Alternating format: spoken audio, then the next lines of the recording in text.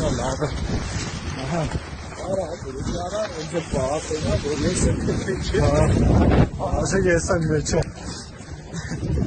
Ama sana destek olsa ve tutma yok.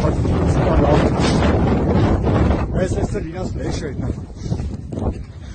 Ağaca me posti şundan nerede azar apsa. Orası güllük etmesi gidiyor. Orası abi.